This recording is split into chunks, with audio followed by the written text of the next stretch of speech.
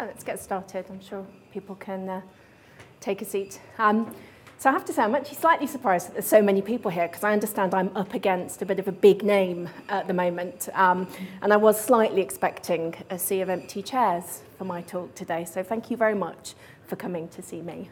It means quite a lot. My name is Suzi Edwards-Alexander.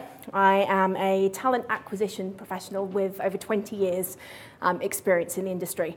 In fact, I was in talent acquisition back when it was known as recruiting, which is significantly less strategic and interesting sounding. I'm standing here today as a representative actually of my own company, a partner. I'm just going to pause for a second because people are coming in. Come to the front, don't all hide at the back to make a quick exit. If I'm rubbish, I won't be. Let's just get them. So to recap, I'm a talent acquisition professional with more than 20 years experience. I was the first ever global head of recruitment for a software consultancy called ThoughtWorks. And even though I'm fairly sure that I am the least technical person, I couldn't have timed that better. Least technical person. I can't even work out the right AV setup. The least technical person in this room, if not at this conference. I have interviewed literally thousands of developers. In fact, some of them are even talking at this conference. So I feel like that can kind of credentialize me a little bit. I think there's a simple truth. And every single interview that you do, that we do, is an opportunity to make our industry better.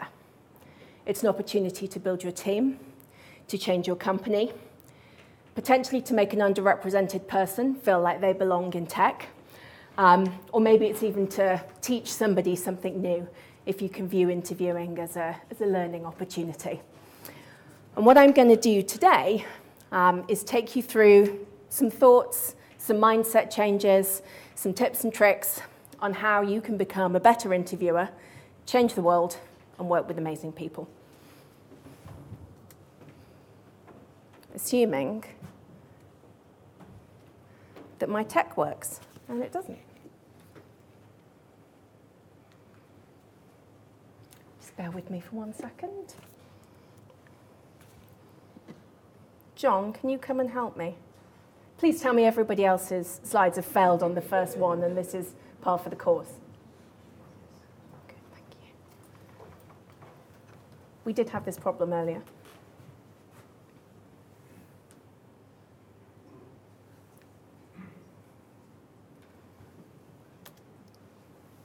Bet you all can't wait to know what the next slide is now. Better land this one.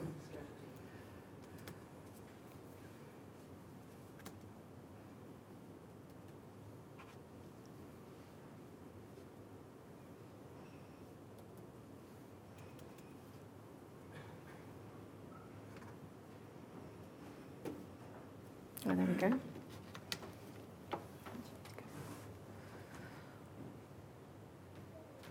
Well, let's hope that doesn't happen every single time I change slides, because I've got 15 of them, and my talk is going to last until about 3 o'clock this afternoon at this rate.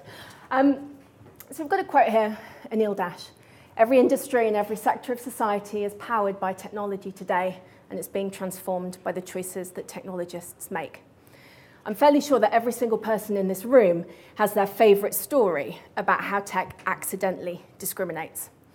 My current favorite one is about Louise Selby, a member of Pure Gym in the UK, who was unable to use her membership purse to get into the changing rooms. She didn't understand why did her purse never let her get into the changing rooms. And there was a very simple reason. Her title is doctor. And whoever developed their system decided that doctor was a male term. And so any woman with the title doctor was unable to use her purse to get into the ladies' changing rooms. I don't use Snapchat, but I understand that Snapchat recently had an Asian face filter that was taken down very quickly when people realized quite what a bad idea that was. And I'm sure you've all seen the video of a bunch of Indian guys trying to use one of those hand-powered, motion-powered hand dryers which didn't work on black skin. Teams that reflect society build products that reflect society. And every single time you step up to interview, you have the ability to make things better for your team, for your company, for your sector, for the industry as a whole. We fast forwarded on here to a quote that I love from Grayson Perry. He's not only a really great artist, it actually turns out he's an amazing feminist and an amazing thinker as well. And he recently wrote a book called The Descent of Man. We live and breathe in a default male world. No wonder he succeeds, for much of our society operates on his terms. Now, I was really quite taken with this idea of default male because it not only trips off the tongue better than cis, white, heterosexual, able-bodied, middle-class man, but I actually think it invites us to have a slightly different worldview. And I love things that invite us to have a different worldview. I actually think it's really important not to denigrate that group of people, the white, middle-class, able-bodied, cisgendered men, who actually only make up 10% of our society, but who in fact make up such a huge percentage of the tech industry. And so actually what default male gives us is a worldview for many of the people sitting in the audience today to feel that you could actually have a part in changing tech, that you're not the enemy, that you're not denigrated, and that in fact you can become an ally. And so many of the things that you do when you build your teams give you the opportunity to work with that. I've got a question for the room. How many people have read the John Scalzi lowest difficulty setting piece? Okay, that's interesting because I tend to assume the things that I read are the things that everybody else reads. So it's a really great piece. And in that, again, he provides a different model about thinking about what it's like to be a white man in tech, and to help you understand the privilege that brings and how perhaps you might be able to use that privilege in a different way. My slides are not going to work again. Oh, there we go. Maybe they do. So, you've recognized your privilege. What's the next thing that you need to do? Stop looking in the mirror next time you begin an interview. One of the first challenges that I dealt with when I worked at ThoughtWorks back in 2002, it's a very long time ago, 2002 ThoughtWorks was 9% women in the UK. By 2004, we were 28% women.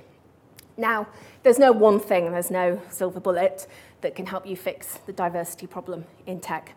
However, one of the things that we found as we actually began to unpick some of our encoded biases around hiring was that perhaps not everybody needed to write open source software in their spare time. Not a single person in the team thought they were being sexist or discriminatory, but that was what they all did, and so that was what they all looked for. And it was only by actually looking really, really hard at ourselves we were able to begin to understand some of these things that had become norms and find a way to change them. I call this and actually other people, it's not just me, call this the halo effect. And it's one of the things that you need to be really cognizant of when you're interviewing. In my experience, people who are just like us actually cripple your critical thinking in an interview much more than somebody that you disagree with. Oh yeah, you ran the London Marathon too, is something nobody's ever said to me. But people, we went to the same university, or we both like milk. All of these things contribute to us sitting across from somebody and seeing ourselves in them. And so what I'm going to invite you to do, so that we can be a little bit less default male, is find a different tool. Now, it took me a while to come up with the right metaphor for this, partially because I find it very difficult to say the word binoculars. And I was, in fact, 42 years old before I was told I'd been saying it wrong for my entire life. So forgive me if I screw this one up. And I really didn't want to have this be one of the things that I talked about in a presentation in front of a group of people. But I needed a different metaphor. I needed to stop people looking in the mirror. And I thought, well, is it a magnifying glass? But actually, I think that comes with a sense of kind of looming over somebody and kind of looking at them. Maybe is it a microscope? But there's a sense there, for me, of too much scrutiny of somebody. I know it's a telescope, actually, something that brings objects that are far away closer to us. But a telescope only shows you something in one dimension. So the answer is that word that I find it very difficult to say. Your greatest skill, your greatest tool when you go into an interview room is to take with you a pair of binoculars. They give you a great field of vision. You can focus them yourself. And you control the view. You control what they look at. And that, for me, is one of the sort of first mind shift changes that you need to make to begin to become a better interviewer. There's another big mind shift change. And that's about shifting your mindset from the person sitting across from you in the room being a candidate or an applicant, and start to think about that person as a potential colleague. I like this because it makes a future relationship explicit. It suggests that there is a longevity to the relationship that you might be building with them. And I also think it's really important to remember that talent acquisition has changed. Gone are the days when your recruiting team was munging through people who'd applied via JobServe, or perhaps the queue of people around the block that wanted to come and work for your organisation, just picking people out of that queue, as I'm fairly sure some people that I've worked with seem to think my job consisted of. And actually, talent acquisition has become really quite sophisticated these days.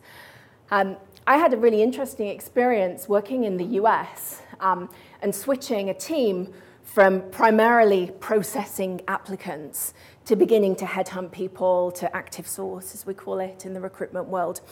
And I ended up in a really sticky situation that actually got escalated to me. We'd found a really amazing African-American developer, very, very experienced, conference speaker, just really great profile. And one of the recruiting team had worked really hard to get him interested and start to think about applying. And then he came in to a hiring process that was built for dealing with people who'd applied via job sites. And he was so bruised after his interviews. He called me, it got escalated to me. He said, "You asked me to apply." And then he came away feeling like he'd been put through the mill with a hugely combative process.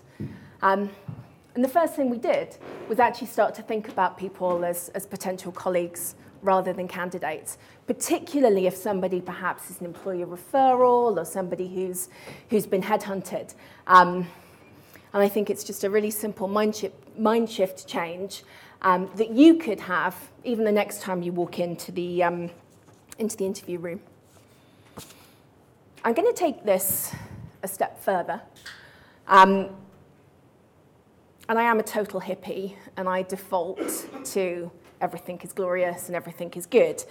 But how about when we go into an interview, our default answer to that person is going to be yes. And instead of actually trying to stack up evidence to prove why they shouldn't go through to the next stage, we look for the good. We look and we find the positive things that we could say about this person, the things that the person is, in fact, good at. I have to be guilty myself. Years ago, I viewed my job as that of a gatekeeper. And I can guarantee you that interviewing becomes a lot more fun when you take off that gatekeeper hat and you start to think about, okay, this could be somebody that I'm going to work with. This could be somebody who can bring something really unique and additive to the team. And I've seen so many people who live in fear of the false positive from an interview. This fear of, well, you know, what if we let that slippery person through and they're not very good? And I get it, you have to be on a team with that person. But actually, I think that the false negatives are far more damaging and are probably one of the reasons contributing to why we have such poor representation in tech at the moment. Obviously, we're all building teams here. Some of us are building companies. You have a tech stack that you've chosen, that you've polished, carefully nurtured over time. You've got a set of capabilities in the team. You've probably got a business that's used to working with you in a certain way. And so one of the things that I had to think about was, well, actually, how could we reframe our feedback away from the individual and position it a little bit more organizationally? And so one of the things that I struck upon is, as you write your feedback on a candidate at the end of an interview, well, what would we need to change in our business for this person to be successful here? And once again, it fundamentally reshapes your relationship to that potential colleague when you begin to think about, well, what is it that the organization would need to do? What is it that the organization would need to change? And you know, sometimes the ask may be way too big. Sometimes there might be somebody that you think if we could change 1,000 things about this company, they could come work here. But you have to start somewhere. And starting to think more about your org, less about your candidate, less about the potential colleague is a good place to start. Patty McCord is one of my industry heroines. I'm going to say heroes. She built an absolutely amazing team at Netflix. And to me, they've really sort of defied a lot of our industry standards about what does it mean to attract talent. They're solving problems that no one solved before, and so they can't rely on does this person have previous experience of doing X, Y, and Z. I think it's great. What most people really mean when they say someone is a good fit culturally is that he or she is someone they'd like to have a beer with. I know so many organizations that have the pub test or a feedback criteria, which is, would you want to hang out with this person? Let us remember, we're in work here. It doesn't matter whether or not you would want to hang out with the person. And so I'm going to make a request. If your organization at the moment uses a pub test, shut it down. It's needlessly discriminatory. There are so many people, I don't like going to the pub simply because I don't like pubs, but I don't not go for religious reasons. But there's a whole kind of swathe of people in our industry who, for us to welcome them in, we need to find a way to change some of our norms.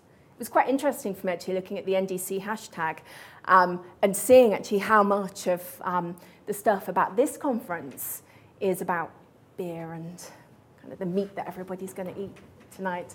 So I don't want to be terribly critical of the hosts, but it would be really great if not only in our workplace, but at our conferences, we could actually find some different ways to make people who aren't so represented feel like maybe they belong. I would actually go one step further than getting rid of the pub test, and I'm going to suggest that you stop doing culture interviews. Obviously, we're talking about kind of major recruitment process change here. It's probably not something that everybody can just go into their team and change tomorrow. But culture fit interviews are a fairly recent phenomenon. And as you begin to dig, you'll find that really it's only since about 2005 that we've talked a lot about kind of interviewing for culture fit. As you dig, however, you discover that the research behind this actually isn't that great. There was a piece of, it was a meta-analysis of research about culture fit done by the University of Iowa. I'm going to read this because I cannot commit this to memory. But what they found was that people who fit well into their organization with superiors and co-workers are more satisfied with their job, more committed, less intention to quit, and they performed better overall. People who fit well are less inclined to quit. I'm not sure that this is necessarily groundbreaking research. And in fact, the University of Iowa researchers did say in their conclusion that every single piece of research that they'd performed the meta-analysis on had a different definition of culture fit. So to me, this kind of creeping tide of culture interviews is no good thing. I remember, I'm going to save that anecdote for later. We think about this kind of concept of work hard, play hard, collaboration, great team player, rock star developer. And I think so much of this phrasing has become so ubiquitous as to be essentially meaningless. And actually, I would defy most people to be able to show me a cultural interview for your organization that couldn't be used by any other organization. Oh, well, we see how they collaborate, or we see what a great team player there are. Raise your hand if you work for an organization that doesn't want people who are collaborative team players. So what can we do to change this? You'll be pleased to hear I have some ideas. A while ago, I was working on a complete refresh of ThoughtWorks' employer brand. And it was really interesting to understand the gap between what marketing thought the sort of cool and groovy things about the organization were, and what all of our developers thought the cool and groovy things were. And we found a really interesting way to understand that. We asked the question, what is unique about ThoughtWorks? And what we found was that the huge number of stickies that had gone up onto the wall was very, very quickly whittled down by this concept of uniqueness. Now, not every organization is unique. Not every organization has, a bunch of things that nobody else can lay claim to.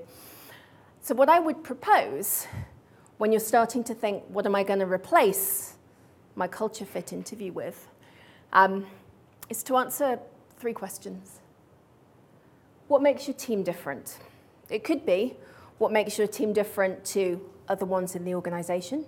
It could be what makes your team different to other teams that you've been with elsewhere. But I think that you would begin to find, as you ask that question across all of your developers, all of your technologists, you'll start to see some things that actually stand out. Then let's ask the big one, just in case there's something there. What is unique about this business? And then let's start to ascribe some behaviors to those things. So rather than just saying we're collaborative, let's think about what's the most collaborative thing that someone's done recently. What behaviors can you point to within your team that say, here's something different. This is something that we could, in fact, interview against.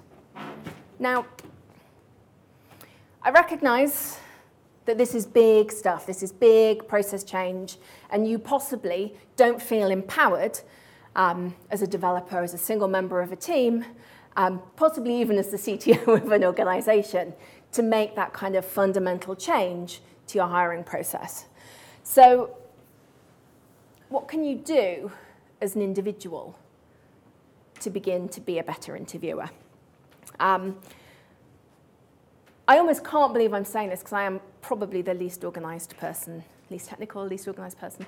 But one of the things that I've come to realise is the more structure that you can build in to your recruitment process, the better.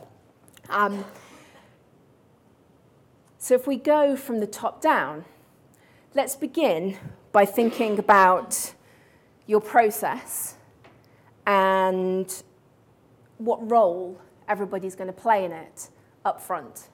And actually, let's get that written down and let's get that agreed so that everybody knows when you're hiring for the same roles that their role in the process is probably the same as it was before, but at least it's got some definition. Then, on the next level down, you need to define some topics. I once ran an interview process with somebody. They'd flown in from Amsterdam for the day.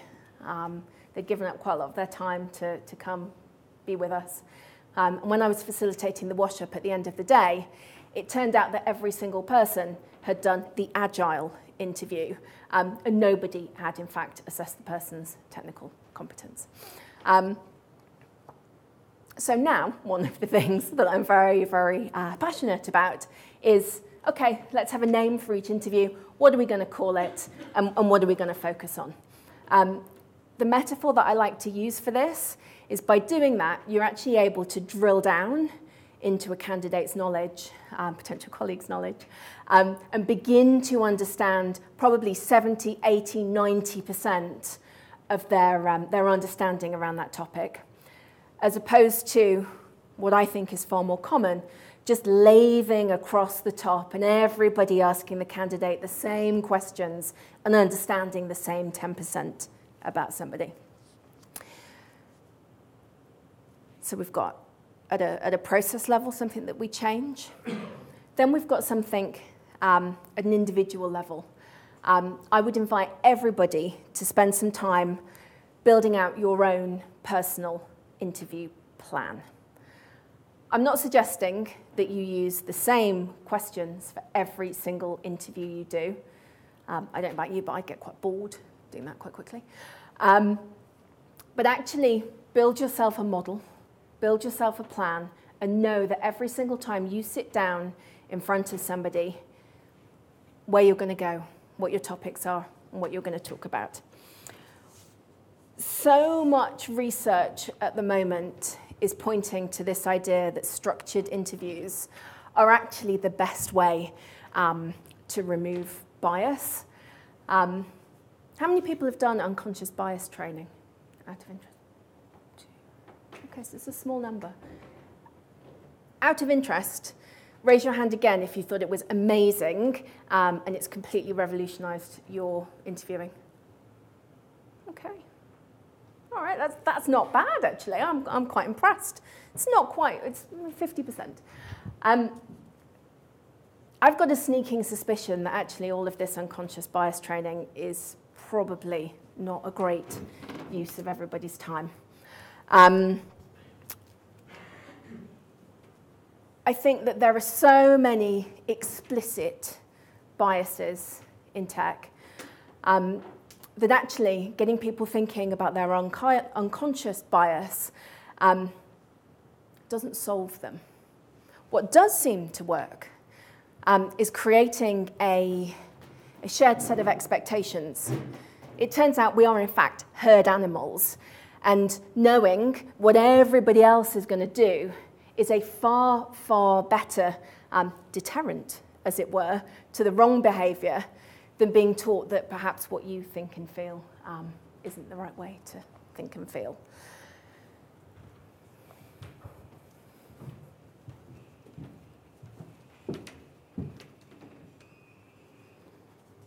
I love this phrase.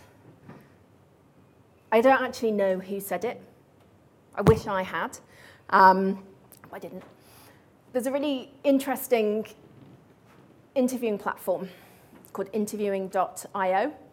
And I love the fact that they exist. I don't work for them, by the way.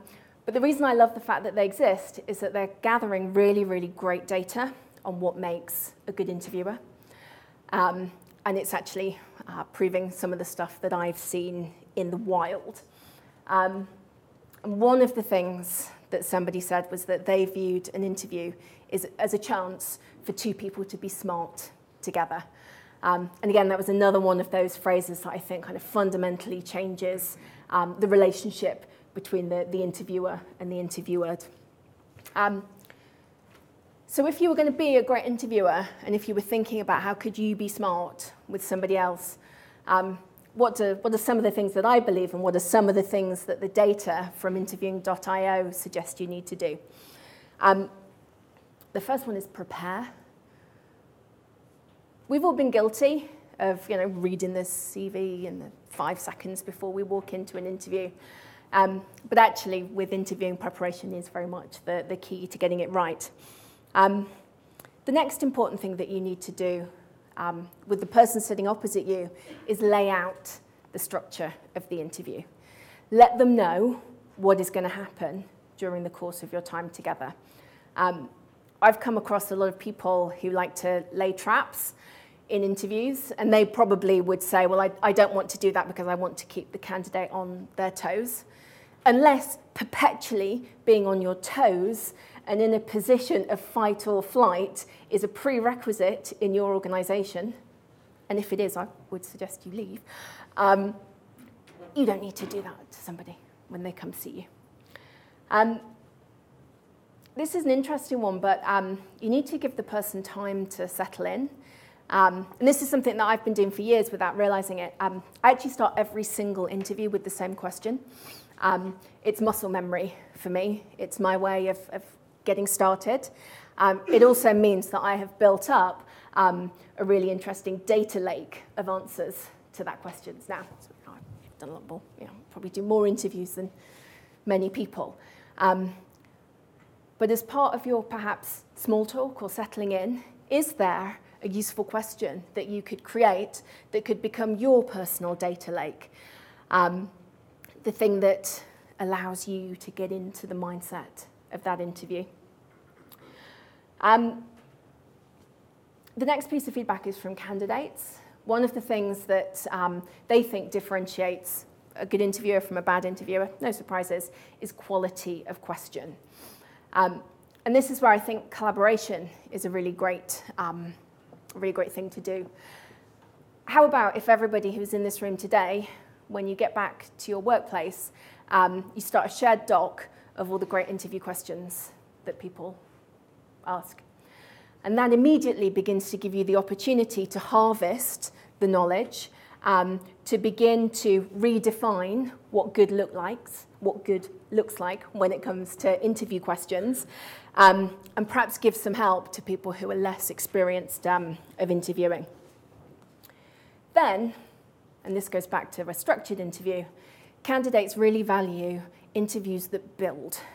So you don't start in one place and then kind of zip around and end up in another place, not really understanding how you got there. Real life examples, maybe problems that you have solved in your workplace, and an interview that just builds and builds and builds, maybe going deeper into the problem set or finding something that is adjacent to it. This is a really great interview technique, really great kind of style to get yourself used to. And the other thing that candidates say they really love, hints and nudges.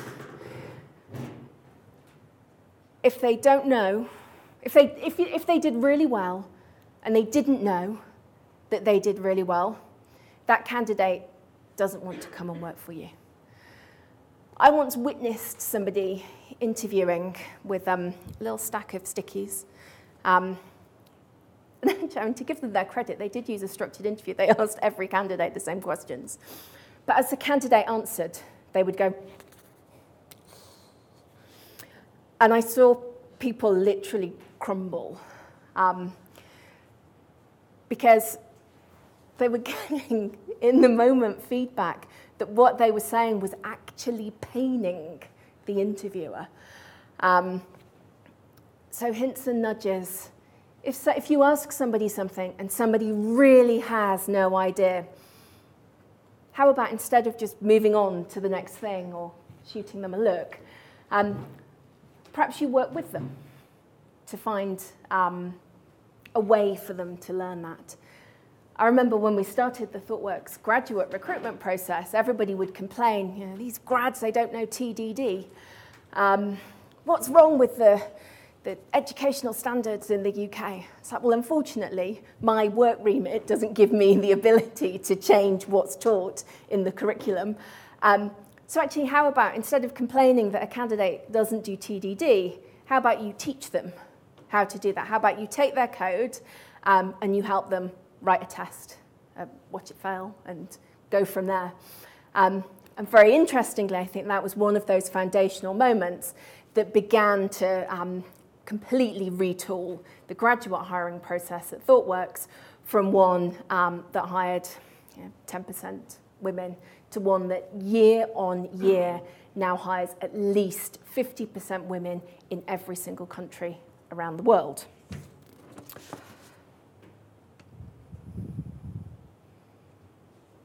Step away from that whiteboard. I did some interview training in India quite a long time ago now. And we were about 3 hours in to a good half-day thing, and somebody said, Suzi, when are you going to teach us about the stress interview? I'm sorry. What's the stress interview? Well, the stress interview where you put somebody under a lot of stress and see how they respond. You might kind of get them to whiteboard something really hard. And it was interesting because to me, it's actually a reasonably common interview style. I think it's only one step on from good cop, bad cop. But I found a whole group of people who were genuinely expecting me to teach them how to do an interview for somebody who can deal with pressure. I feel that the whiteboard encourages that. Now, unless your workplace routinely requires that somebody stands in front of a whiteboard solving a very hard problem whilst you criticise them, in which case, have at it. But instead, I think it's time that we found some different ways to understand what people can do. It would be ludicrous to think of hiring a juggler without seeing him perform. That's just common sense. I find the use of he somewhat egregious. However, Peopleware was written in 1987, and so I accept that this is a relic from a different age. But I actually think the remark still stands. And there's a lot of truth in this. You wouldn't let somebody tell you, oh yeah, I'm great juggling fire and knives, without seeing them do it. And I remember in the early days of XP, there was actually a sort of move for us to think about interviews as auditions. And I wonder if actually there's still some mileage left in that as a way for us to have it be less of a performance and more of an opportunity to be smart together. Unsurprisingly, given where I have spent a lot of my career, I'm a big fan of pairing. And I'm particularly a big fan of pairing in interviews, and quite often get into arguments with people on Twitter about why pairing in interviews is a really good thing to do. Is this something people do at the moment? Oh, brilliant. Oh, maybe I'll just skip this slide. For those of you who didn't raise your hands, though, pairing in interviews, for me, the metaphor for writing code works for interviewing, driver, navigator.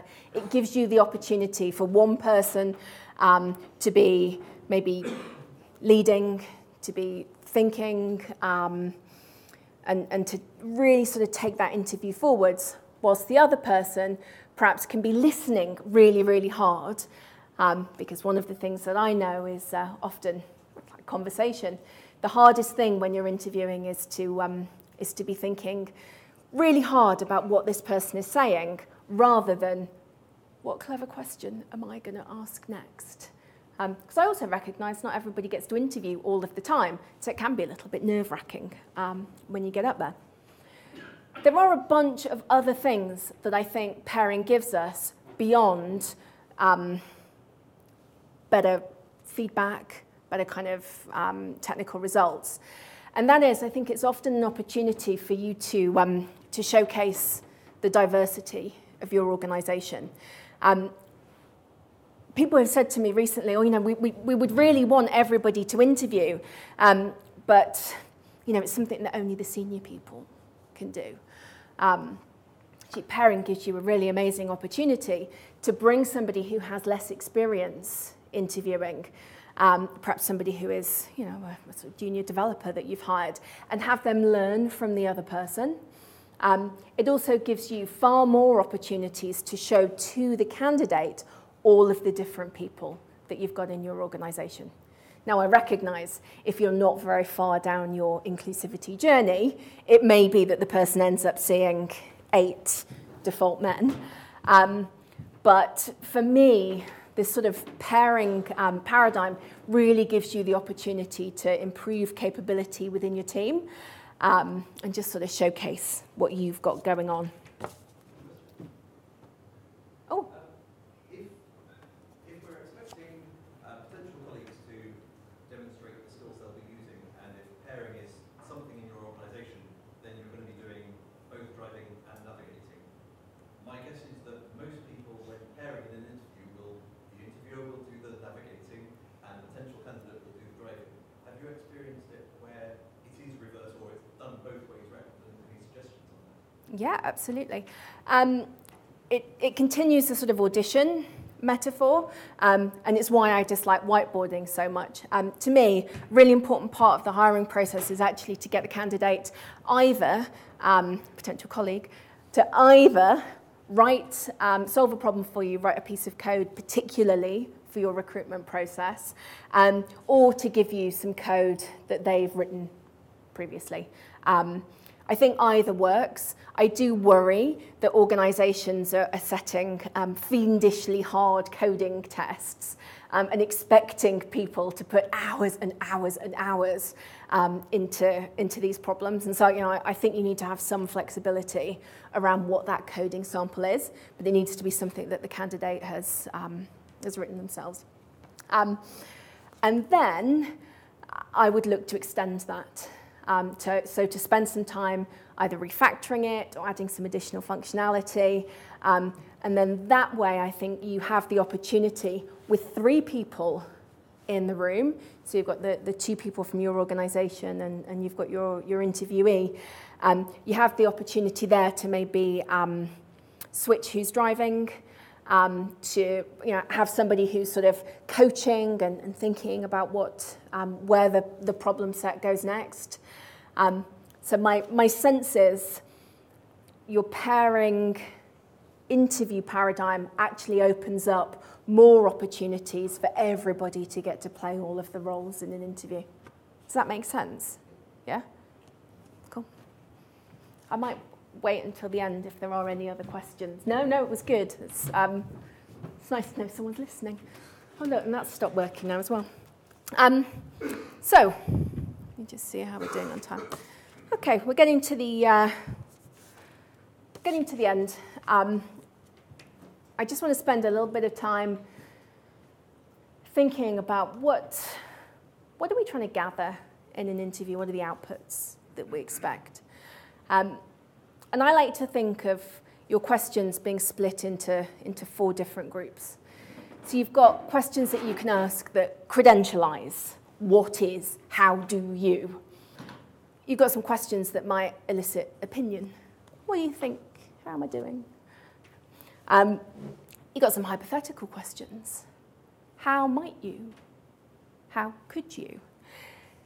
And then, because I have spent my entire career in HR, you've got competency-based interviewing, which to me is really the way that everybody should be framing their questions and just doing as a matter of course when you're in the room with the candidate. How have you? Tell me about a time when. I think it's really easy to get caught up in asking questions about things that never happened, things that might happen. And it's fine, absolutely fine, to use some hypothetical or opinion level questions. just don't mistake opinion for evidence that the person can do the job. So, because there has to be a summation slide, 10 mindset changes to be a better interviewer. Hopefully I've talked through these enough. I always feel like I need to end on a positive note. And this last one, look for the good. I cannot say how depressing it is as a candidate, as a recruiter, as a recruitment leader, to hear about so much combative interviewing. And actually, if we could just make one mind shift change, and that's look for the good in people, I think we might start to find that we're hiring some really amazing people, and it's a great way that we can make our industry a little bit better. Thank you very much for listening to me. Does anybody have any questions? Yes. I have a question. We have changed who we are trying to hire. We're kind of experimenting with hiring specialists rather than generalists in technology, and trying to hire specialists in a broad field, like modern software architecture. So the technical scope can be quite broad. So the technical interview has, in my opinion, become very subjective. It's covering breadth, it's trying to cover depth, and it does neither. So we often come out of interview, like 1.5 hour technical interview of trying to cover the breadth and depth of this specialist, expertise. And two people in the interview have completely two different opinions of the person being interviewed. So I wonder if you have any recommendations around doing kind of objective technical interviews when you're hiring specialists. I think possibly a cage fight between the two interviewers and whoever. No, maybe that won't work. Objectivity to me, it has to come from what are you setting out to hire, and I get that you're talking about breadth and depth. I think there's probably something about going back and just beginning to understand what is this person going to do, and as a foundation, beginning to really understand the nitty-gritty behaviours around their day-to-day work, and then find a way to kind of feed that back into the hiring process. For me, there's a red flag when somebody says we're trying to cover breadth and depth in an interview. It's 2 interviews, probably. So, I'm not one for interview processes that go on and on and on and on.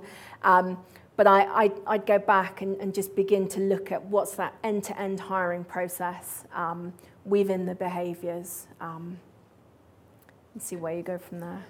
Definitely makes sense to kind of separate those. Is there a norm or data pointers around what is the good interview process in terms of number of interviews you do, a number of days you bring people in?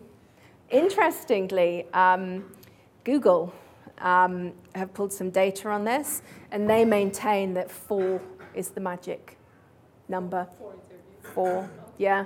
I think their analysis said after you start doing more than that, you don't get any better data points. Yeah. So. Yes. I have a question about the whiteboard interview. So it's been a lot of discussion of how stressful it can be, or how you might not get actually the results that you want to get during an interview via a whiteboard coding. But nevertheless, bigger companies, they're thinking about Google, Facebook, Amazon, and whatnot. They still keep on doing the whiteboard interviews. So maybe there are some data points on that, like what is the reason that these companies keep on doing the whiteboard interview, and we can't say they don't have excellent talent, because they do. Well, it's interesting. They do have excellent talent, but if you look at their self-published demographics, so the teams that they have, none of those organisations have been able to make a great change, a step change in terms of the diversity of their teams. I think, and I'm always nervous about giving an example and so shoot me. It's either Facebook or Google who, after, I think, a 3-year initiative to find more African Americans, they changed their percentage by 1%. So all of this work is not changing anything. And I'll be honest, I think one of the reasons why things aren't changing, why they're not getting the results that they want, and I've not worked for any of these organizations, but I think it's because they're still going through these combative, whiteboard, who's the smartest person in the room, I'm going to put you under some pressure interviews. They want to change, but until they fundamentally retool their hiring processes to find a different kind of way of behaving in interviews. They can sponsor Grace Hopper 100,000 times. It won't make a change because the people from underrepresented groups who come through will be put in that environment, and I think they'll self-select out. That's my hunch.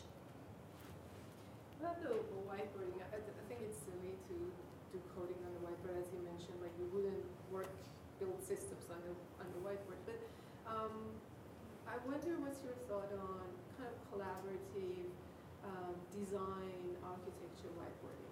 As when you go on the whiteboard as interviewer, sketch something out and then invite the interviewee to come in and kind of collaborate. So it removes that stress of being on the spot. That sounds like a beautiful thing to me. And I'd like to see more of it, actually. I think quite often when we think about technical interviews, we concentrate on coding. And actually, it's really interesting to think about kind of notching it up a level and starting to think about how you might build a system or, the sort of architectural decisions that you might make. And if you're an organization that does that, I think in the interview process, having an interview dedicated to that is a really great way to begin to understand, is this person a total despot, their architecture rules, or are they able to actually kind of deal with people at their same level and begin to understand things. So yeah, I'm a big fan of that. Do it, more of it. Maybe at the beginning of every interview, everyone should get a Sharpie or a whiteboard marker and you can get up there. Sorry. I like your idea about working out what makes your team different and what your core behaviours are, but how do you kind of marry that with wanting to increase diversity? Maybe one of your identified things that make your team different is you'll contribute to open source code, which I see one of the examples that is a bad thing to look for. So what are the qualities of those things you should be looking to get? I think if it's not something that you do in your day-to-day job, then it's not a candidate for part of your hiring process. So there, I'd begin to look for, does your organization use a lot of open source tools? Has this person come from an organization, where open source is prevalent? I don't think you actually have to build it. Sometimes you just have to use it. But I know that there are many organizations that are still kind of stuck in this best tools that money can buy thing, and they wouldn't dream of using an open source tool or maybe sort of contributing one back. I just also think, so if that's your first one, and I love this idea that you're going to go back to your organization, you're going to make your team do this. If that's the first thing that comes up, then you just have to get rid of that. And you have to say no, because we know that this fundamentally discriminates against a whole bunch of people. Let's look again. There has to be more points of commonality amongst a group than, what is it? If you've got 10 people in a room, don't 2 of them share a birthday or something? Isn't that something weird like that? Like, just keep looking. If you identify that your first cultural behavior is possibly, not as welcoming as it could be, look again. Your point about gathering evidence rather than opinion and what have you done. Remember, it's only my opinion. That sounds good for finding people who already have the experience that you're looking for, but not for finding potential. What can someone do that they haven't already done before that happens to be really like as well? And maybe it's something we haven't done either. Obviously, there's a balance, but do you have any thoughts on it? That's a whole different talk. I'll be honest. I mean, hiring for potential, I could probably talk for hours about that, and quite often have. I can't even, I'm trying to think how I even begin to encapsulate it. Maybe we could have an offline conversation afterwards, and yeah, I can bore you with some thoughts on that. Any other questions? I may have missed it because I missed the first 5 minutes. Yeah, it was brilliant. It was the best bit. The bit even before you got to the interview. Now, this is an example of ThoughtWorks contacting me more than once, saying you've got a bit of skills, blah, blah, blah. I thought that was going to leave. But I said, that's all very well, but I currently work 4.5 days a week because on a Wednesday afternoon I go and pick up the kids from school to take them to lessons. And they immediately went, oh, I can't do that. And that was, you weren't even going to get to the interview stage. Now that's normally I'm privileged because I'm white, male, middle class, so there you are. But anyone who had childcare is knackered. So I'm unusual in that, so they didn't even think of it when they started talking to me, I suspect, because they just assumed I've got another half left with the kids. Yes, it's interesting. I mean, as a former thought worker myself, and also as the wife of a former thought worker, I began to see things very differently when I was on the receiving end of my husband commuting from Chicago to San Francisco every week, and just sort of beginning to realize, just what a stress and strain it puts on the family. But it's interesting, one of the things that I think we'll see as we begin to sort of challenge some of the norms about childcare, which you are doing, and that's brilliant, I think that will start to change many organisations' thoughts about flexible working, about expectations around who does what, and for me that can only be a good thing. The benefits of kind of smashing the patriarchy are actually that men also benefit from this. That all these patriarchal sort of norms that hold down women, I think also hold down many men as well. So, and Grayson Perry is actually very, very smart on that. So read his book. Cool. I was going to say on that point, Redgate tried doing what they call term time working, but not many people took that up. And I think because it's quite, I don't know whether we marketed it right or not, or how we could get that moving forward. So, interesting. To interview. Yeah, hire me to come and do some consulting for you, and we'll chat about it. I mean, I've got a 3-year-old, and at the moment I get the static white noise when I begin to think what happens when she goes to school. So yeah, I'd love to chat with you about that. Great. On the potential colleagues coming in, have you got any hints on how to improve the diversity of applicants you might have? Because I've got a lot of default male applicants, but there's no one for me to pick. Yeah. I can't do it. I mean, I have to say that is another talk. There's a lot of stuff that you can do, and I think actually the tech stack that's available for kind of talent pipelining and sourcing now is making it easier for us to do that. But if I had one thing that I would suggest people do, and it might get me some boos and hisses here, but I would say the first thing to do is set yourself a target. Don't just kind of say, oh, well, we'd like to find some women. What I found at ThoughtWorks, it was only when we became very, very explicit about the demographic of people that we wanted to hire, that we started to see any change. And so, in my experience, setting a target is the first way to make your recruiting team appreciate that this is something the organisation is serious about, and that actually when we get to the end of the year, if we still haven't hired anybody who isn't default male, then what are we going to do about it? And then you need to work with the recruiting team to fundamentally retool how they source and to approach people rather than just waiting for them to come to you. It is 100% possible, but again, yeah, it's probably a 2-hour talk. Oh, wow, everybody's got questions now. I mean, just something we've tried to address the problem here is that my employer has gotten more involved with some of the local colleges and universities to try and empower non-default males as they go through their education. Because at least in the States, one problem we have is we see more non-default males coming into their college education and not finishing because sometimes they have bad experiences, sometimes a lot of things. And so, I mean, it's the long play, It's a very long play. but it's something we see as, you know, it's a play that's necessary. And actually, one of the things that I'm starting to think about at the moment is this idea of kind of diversity debt. So akin to technical debt, like at what point in your organization's life cycle do you really need to start thinking about this? Because actually one of the problems that Google and Facebook and Amazon have is when you have that many employees, without sucking up every single female developer in the world, how can Google ever really sort of change their numbers?